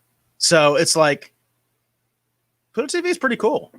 I want nothing to do with Paramount Plus, but I dig Pluto TV. Anything free, I dig. So, yeah, and then Asia has on here. She says that I love the Love Boat, and yeah, I really like it too. What's neat about the Love Boat is just all the different stars of yesteryear that were on that. Like Bob Denver, not Bob Denver, Gilligan. He was on. What I mean? Yeah. So it's really interesting sometimes to see those old Love Boat episodes, just because you see actors that really you never, people that got typecast and you never really saw in anything else, and they'll be on an episode of the Love Boat, doing a completely different part, which I think is kind of cool. That's kind of a neat thing that they did. I didn't realize until now how many kind of different stars that they had on that show, because I've been channel surfing and stuff like that. Actually, on I want to say Decades or Cozy TV does the Love Boat as well. It's one of the on the air networks, one of those digital sub networks, and I see it when I'm channel surfing and stuff. Yeah, we in our bar scene, actually in Red Skirts, we have a robot that's totally meant to be sort of like a robot stand-in for Isaac. Okay, that's cool. Because it makes no sense for the robot to have a bow tie, but he has a bow tie because there you go. Al and I were both thinking of Isaac from the Love Boat when we were putting that scene together. So, and then let's see. Hollywood mentions, he says, I watched War Games like 5 times this week. I'm assuming that was on Pluto TV. So that's a good one. And he says the Pluto Star Trek channel is all Picard. So it is actually. I think it's all next gen. Actually, it's not really a Star Trek channel. They call it the Star Trek channel, but I think it's actually all next gen. They don't show any of the other shows on Pluto TV. I could be wrong, but they showed Picard actually on the. They have like a what is it? It's like a Paramount Plus Spotlight channel or something like that, where they take random shows from Paramount Plus and they show it on Pluto TV. So again, I don't know why you want Pluto. I don't know why people are even investing in Paramount Plus, but you can find a lot of that stuff on Pluto TV anyway for free. I am on Paramount Plus right now, primarily because that's where original series Star Trek is going, and I like the remastered versions. And I never bought DVDs or Blu-rays of the remastered versions, and I really like them. And it is. To open up about what my life is like, I am often working really, really late at night. And when I'm working really, really late at night, whether I am in the bedroom or I am out in the living room or I'm here in the studio, because I have a Surface Pro, and so I can draw in basically any room in the house. And the way it usually works out for me is that when it's late at night, and I'm getting ready for bed, and I'm, usually when I'm drawing for myself, ironically enough, when I'm drawing for myself and I'm just sketching something, which is a lot of times the stuff I put on social media, that's when original series Star Trek is on, and it just reminds me of being a kid and watching it before I went to bed. Yeah, because it was on like really late at night and it was on in the afternoon when I was growing up. It seemed like, and I love it. If I could program a channel, it would probably be, if I was going to program a channel for me to watch at night before I go to bed. It's going to sound really awful, but it would be Taxi, Rockford Files, and then Star Trek. Oh, that's interesting. That's interesting. And it's weird because I was rewatching the hell out of Rockford Files until it got reassigned. I don't even know where the hell it is right now. It used to be on Hulu, but it's gone. I think it's on. It's either on. It might be on Peacock. I don't remember where I've been having a hard time figuring out where it is because I keep moving it around. I think it is on Peacock actually. Yeah. The Dave Beatty channel. The Dave Beatty channel. Rockford Files, Taxi, and classic Star Trek. Now, that's interesting. That's a lot of it's Taxi had some of the just hilariously awesome, funny. Oh my God, that's Christopher Lloyd bit with him as Jim as the driver trying to do the driver's test. That's still one of the funniest things I've ever seen in my life. But that is a classic. Oh my gosh, that is so. If you have never seen it, I'm not even going to try and do it because you just need to go watch that episode of Taxi, figure out where it is, and watch it. It's one of the funny. The only thing that compared to that was the first time I saw Liar Liar and the whole bit with the blue pen. That was the only thing. Like up until that point, I had never seen anything that made me, laugh so hard I was crying. That bit with Jim and the driver's test is incredible. Yeah, that's hilarious. That's a classic episode. That's a good one. Asia says, high five. Those were my jams. Taxi was the best. Andy Kaufman was epic. So actually, it's interesting. Speaking of Andy Kaufman, I do kind of think Norm Macdonald and Andy Kaufman have a similarity in that way that I was talking about being the comedian's comedian. And a lot of times it's like the only person that really got the joke was them. You know what I mean? So yeah. I think it's kind of interesting. I'd wanted to mention that when we were talking about Norm Macdonald. That's why I mentioned it now, and I forgot about that. So that reminded me of that. Hello, Jackson says, don't forget the G.I. Joe and He-Man cartoons, Dave. Can't forget that. I think he's saying that you need that for the Dave Beatty channel. You got to. Well, if it also cartoons. Too, if we're going to have cartoons on the Dave Beatty channel, we would have actually some Batman cartoons. And even though I want to say Batman the Animated Series, it would actually be the New Adventures of Batman. It was actually voiced by Adam West and Burt Ward. Huh. That's interesting. The ones that had Batmite in them. That's the Batman cartoons I grew up on, and I love those cartoons. I don't know how other people feel about them. And probably Dungeons and Dragons, too. That's a good one. If we're going to program a Dave Beatty channel. What I would love to see, speaking of Dungeons and Dragons and speaking of cartoons, I would just love to see somebody take all these old, Saturday morning cartoons that are gone and they're not anywhere as far as I can tell, and just make a channel that's just all the old Saturday morning cartoons, because there were so many, and it seems like now they're just gone. Like Thundar the Barbarian, you know what I mean? Or even like Rubik's Cube. Pac-Man, Gilligan in Space. There were so many crazy Saturday morning cartoons, and they're like all just gone. Like there's no place to go find them, And in my personal opinion, there's now that you're throwing out like great cartoons that are being slowly forgotten. I know that you didn't care for it too much, Eric, when I showed it to you, but I'm going to throw Mighty Orbots out there because I love Mighty Orbots, and Galaxy High. Galaxy High was a huge point of Galaxy High was one I really liked too. I liked Galaxy High. I loved Galaxy High. I thought that was a really good show. So, but all those things seem to be like forgotten now. Like there's just no place to find them. And a lot of them, well, all of them pretty much were network shows.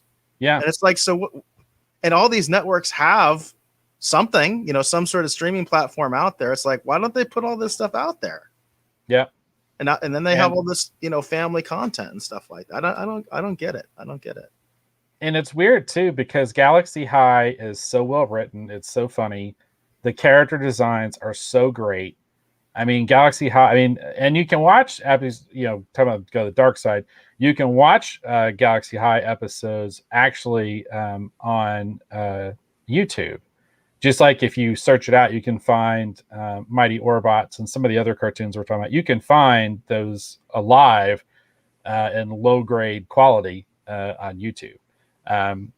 But and that's the thing. Some of this stuff is really good. That's just being left to just be forgotten.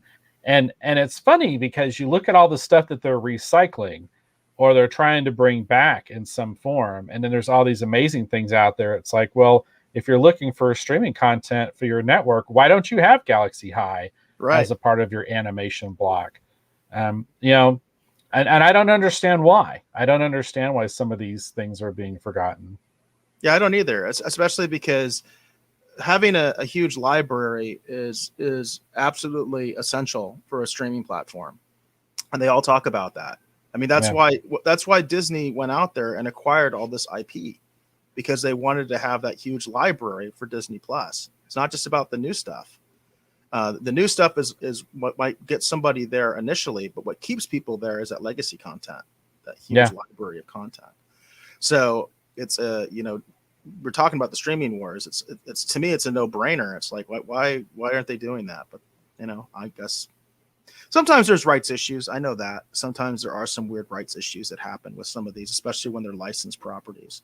But it's still kind of weird. Asia mentions, it says, Eric, they did have something called Cartoon Network, but then rest in peace. That's right, because I'm a cord cutter, so I haven't watched Cartoon Network in forever. You know what I mean? So I don't do cable. I don't do the cable thing. Mott's mentions Boomerang. Boomerang is, he asked the question, is it even still around? And I don't know. Did find a link for boomerang.com. Okay. So, there is Boomerang, but even Boomerang doesn't have a lot of the Saturday morning stuff. So a lot of these Saturday morning cartoons they're just gone. You know what I mean? You just cannot find them anywhere other than pirated or YouTube or something like that.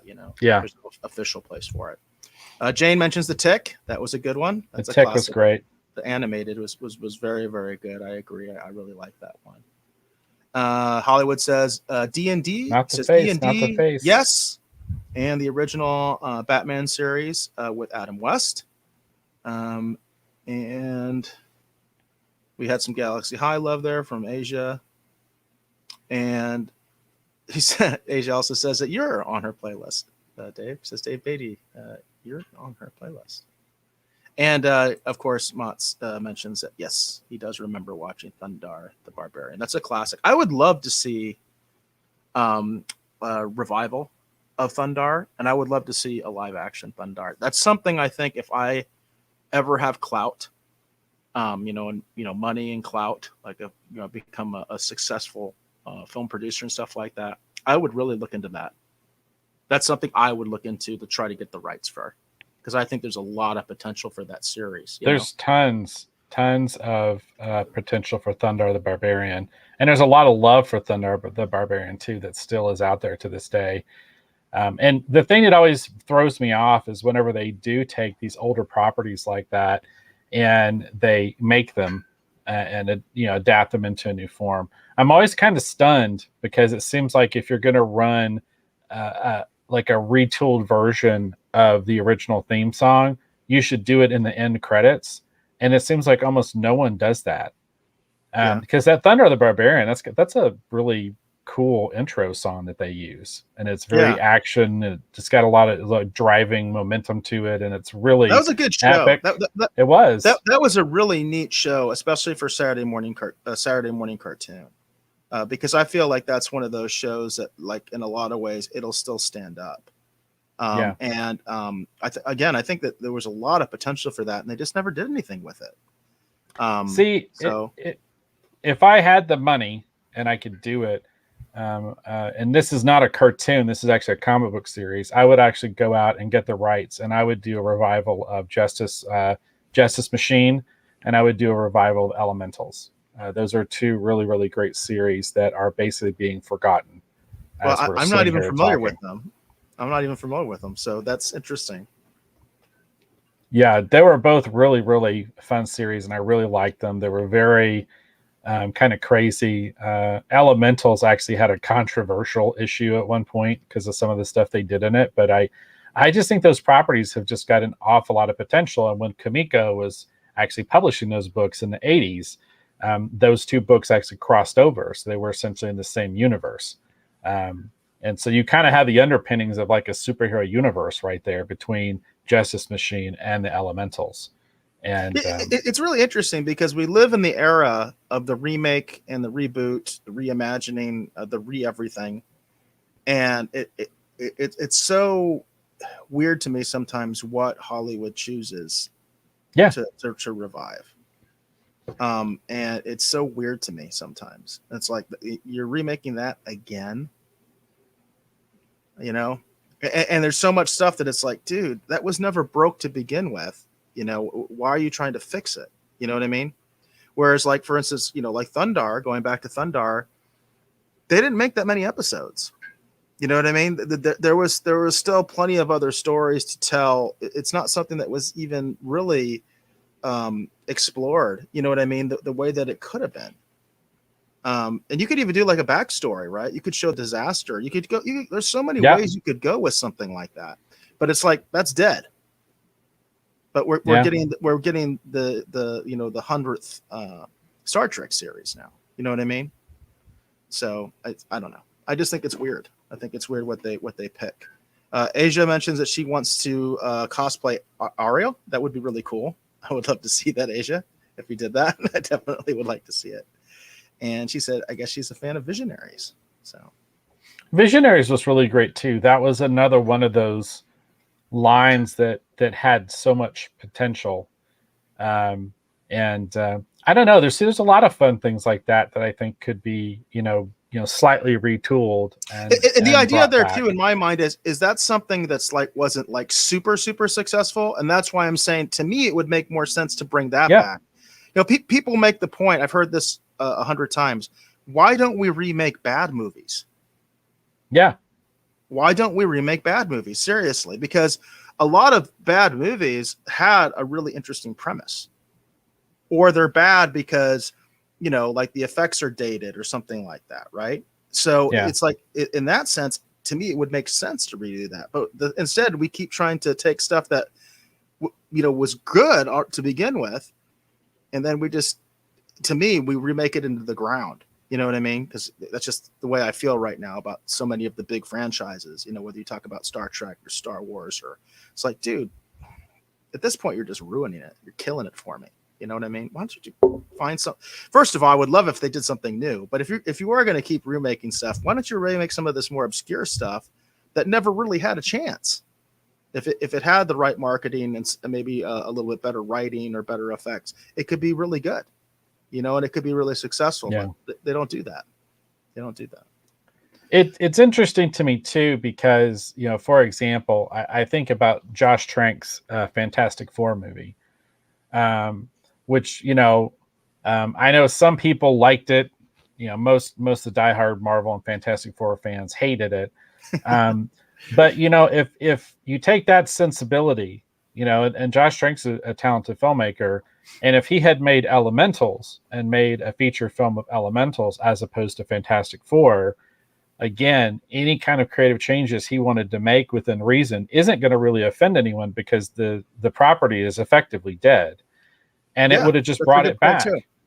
And then, you know, a publishing company would pick up the license and, you know, reprint the classic material in a really nice format, you know, and new people would discover it and, wow, this is really cool. And you might get a new series out of it and another film, and, you know, it could live on, you know, as opposed to taking something that maybe has had a heyday and maybe needs to rest for a little while before we re-envision it for a new audience. So. But that also brings up an interesting point of a lot of us as fans We get upset because someone comes in to an established property and they change it, right? And they change it because we know the canon. We care about canon, right? As fans, we care about canon. I'm a canon guy. I'm a lore guy. You know what I mean? And when I see the lore and the canon screwed up, it pisses me off, and I become alienated. If it's a property that's not all that well established, you can make those changes because honestly, the fan base isn't that big to begin with. So if you are offending the quote existing fan base, they weren't sustainable anyway.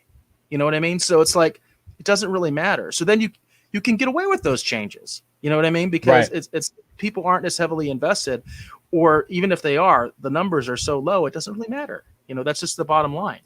But when you're talking about these huge franchises like Star Wars and Star Trek and Marvel and things like that, you're offending a huge part of your audience with some of these changes. You're alienating, millions and millions of people, literally. You're alienating them. So I don't get it. I don't get the whole approach. A lot of this stuff does just need to rest for a little while. And along those lines too, I also think that, for example, going back to Elementals again, you can have those, 3-4 obvious fan service moments in a film like that. And for the diehard fans, that's amazing, because that would be the first time any of that stuff would ever have been done in live action. So even if you had other changes, that fan base is more likely to go along with it because, wow, they did that or they did this, and that's really cool. And I've just always been of the opinion that there's a lot of really great stuff out there that if they want to take something and retool a little bit and take it for a spin around the block, there's a lot of really great material that is available. I agree. If they just want to look beyond the initial stuff they're doing. For example, if I had a ton of money and was in charge of Universal and get the rights and secure it, I would do a new $6 million man movie. We have to update the price, but I would do a new Bionic Man. I would do a new Bionic Woman.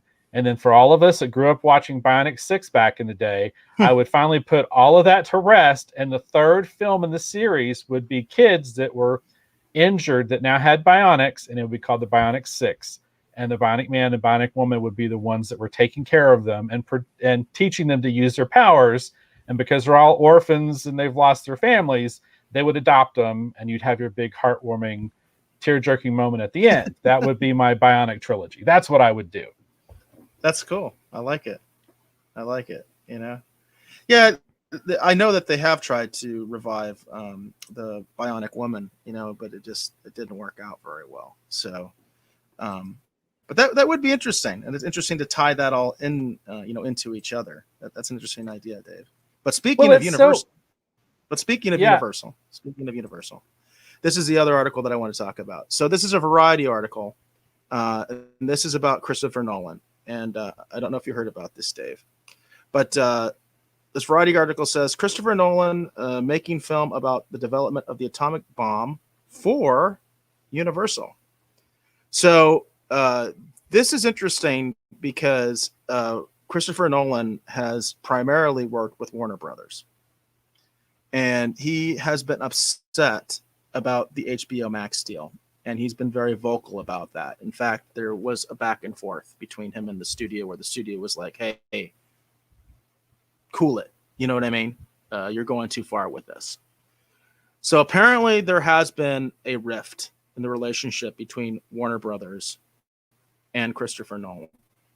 Now, what's interesting about this in regards to the streaming wars is this rift is a direct result of HBO Max's, or I should say Warner Brothers' decision to put their films on HBO Max and in the theater at the same time.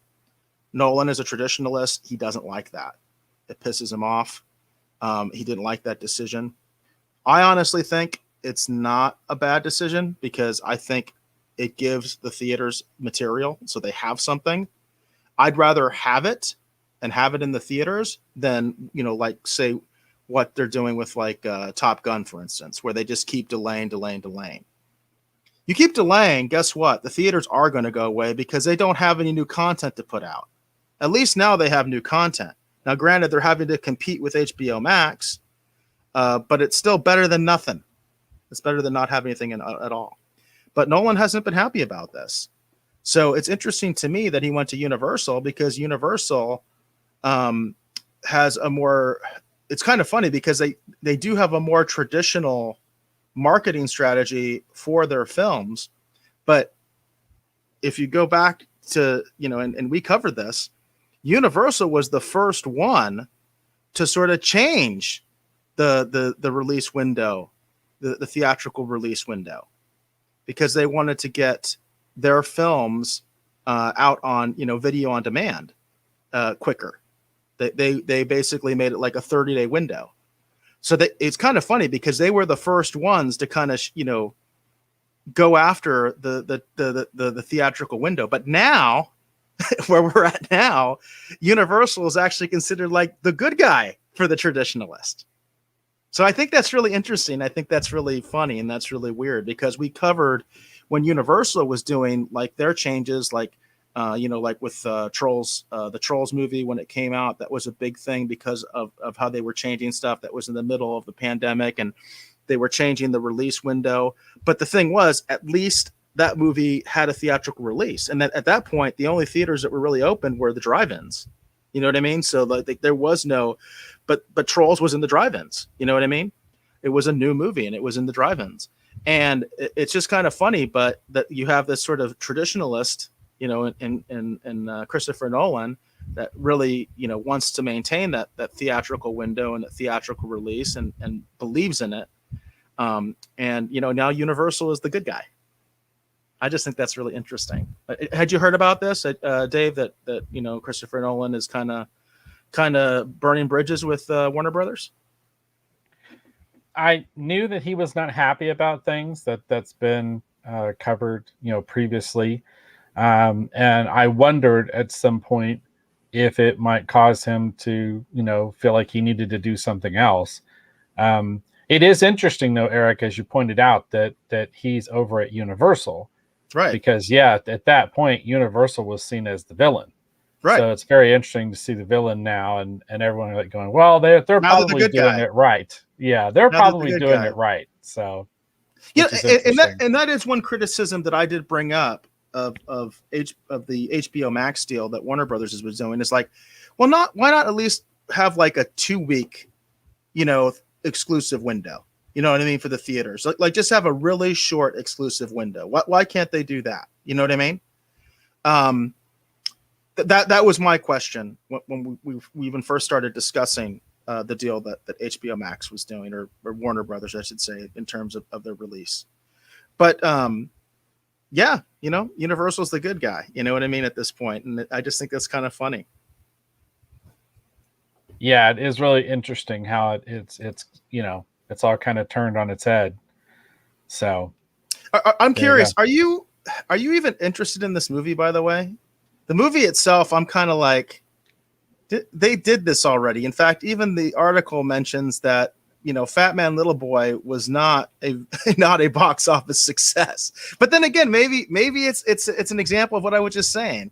Hey, let's remake the bad movies. You know what I mean? Since it didn't work, maybe this is the way to go. But I don't know.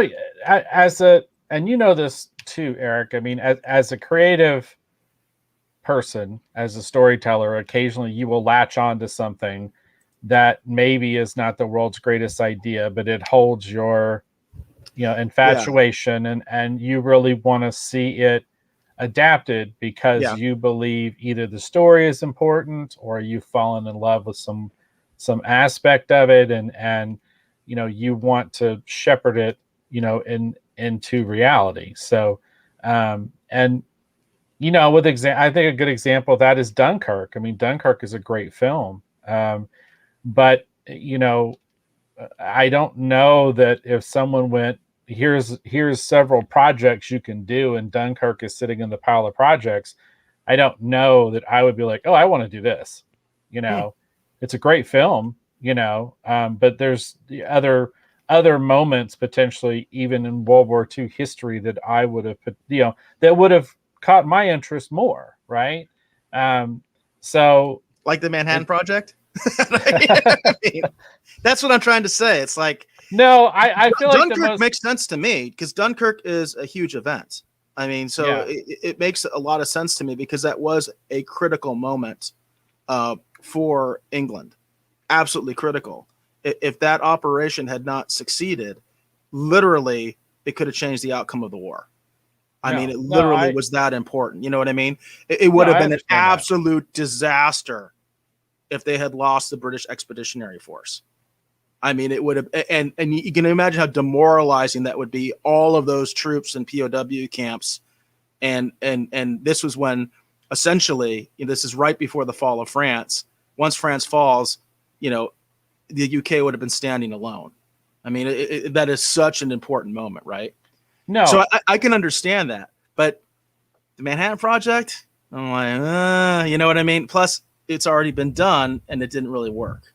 I think that's the other point I'm trying to make, Right. Well, the only point I'm making is that I don't know if in a pile of projects, I don't know if that would have, I understand the historical importance of it.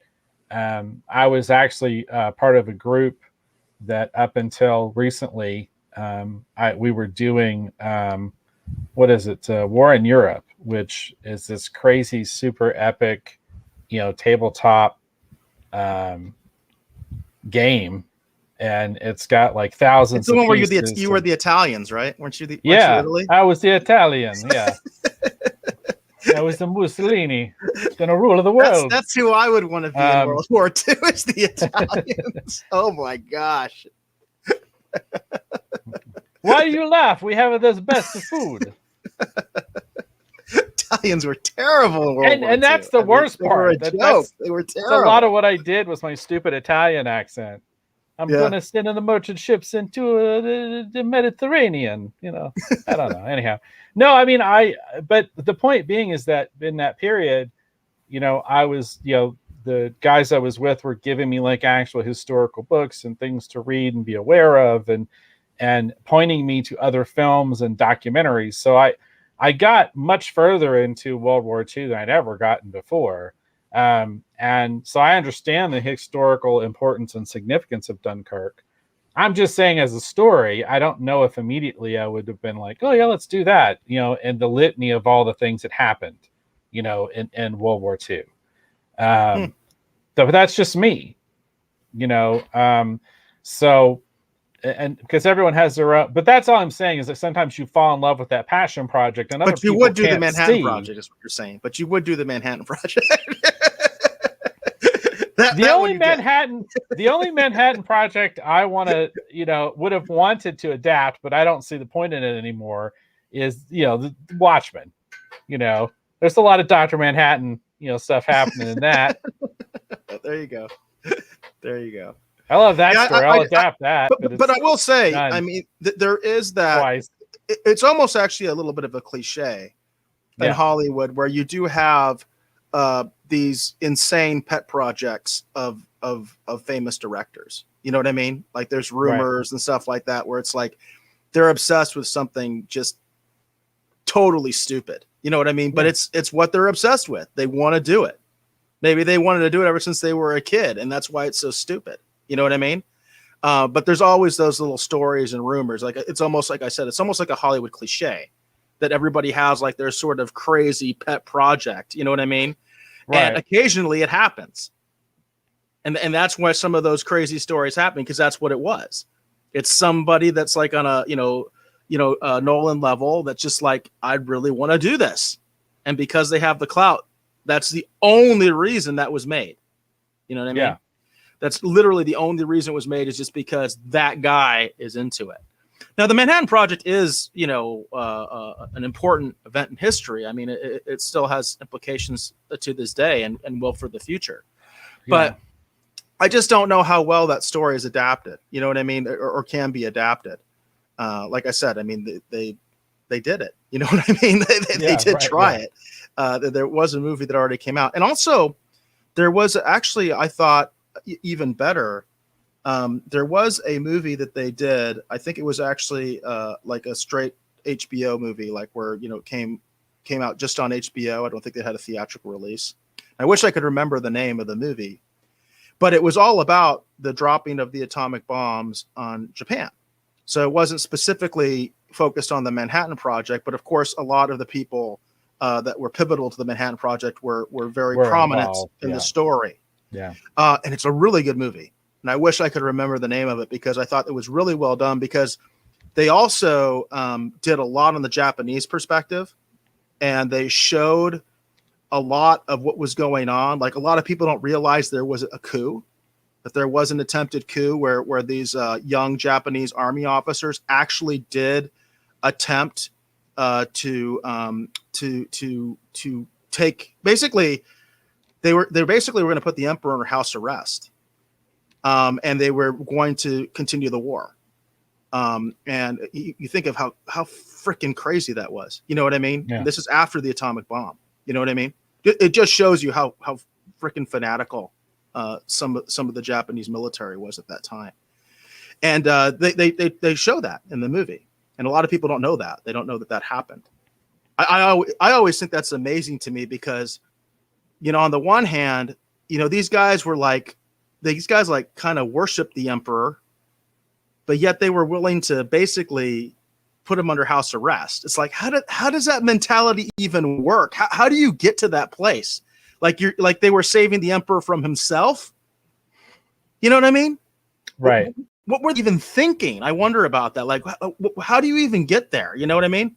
The emperor's already said, we're done. You know what I mean? And supposedly you value him. You think he's a god, but then you're basically saying, no, we have to save the man from himself. Crazy. But it does show also the ambiguous nature of the emperor, and how the military and how people viewed him. You know what I mean? As far as it's weird. It's really weird when you get into it. The way that the emperor was viewed, you know, in that era of Japan. It's really, really strange. Like, there's all these stories I heard about, like, you know, during and they kind of show in the movie. They show some of these you know, the war council meetings, and the emperor's there, but he doesn't say anything. Nobody asks him anything. He just sits there. He doesn't run the meeting. And I've read about that, where literally that's the way it was. They wouldn't talk to him. They wouldn't ask him any questions because they thought it was, like, impolite. And he basically never said anything. It's crazy. You know what I mean? It's absolutely crazy. But they did do a good job on that. So I guess what I was trying to say is that movie, I thought, did a good job, where they were kind of getting into some of this stuff. Right. But that's not what Nolan wants to do. He wants to focus on Oppenheimer. You know what I mean? So it's like, does anybody really want to see that? Does anybody really care? I don't know. You know, Rogues Gallery, you tell me. You know what I mean? Is that something you want to see? David Mott says, who will be the star in it? Is it going to be Nicolas Cage? By the way, I don't know if they've made any announcements about that. I don't think I had heard any specific casting announcements. But, you know, Nolan can get whoever he wants. I mean, so we'll see. Yeah, I mean, I don't know. Like I said, I'm just saying, I understand how some people, they get a passion project and they just can't let it go. So exactly. And who knows? I mean, Nolan is an amazing filmmaker, so he might make it interesting. It might, and maybe there's something to the story that I don't really know that's going to be like, oh, like the coup that I was talking about. Like, I didn't know that, you know, until I saw that movie. I didn't realize that happened. So in a much smaller scale, I have this fascination to do a project with these public domain characters, right? Atom Man, you know, I like Stardust, the Super Wizard, you know, the Silver Streak. Like, there's all these really weird, oddball, strange. Yeah, exactly. and I really want to do a project with these characters, even though, you know, and there's a group, public domain superhero group on Facebook, which is very active. And there's a lot of people that really love and like these characters.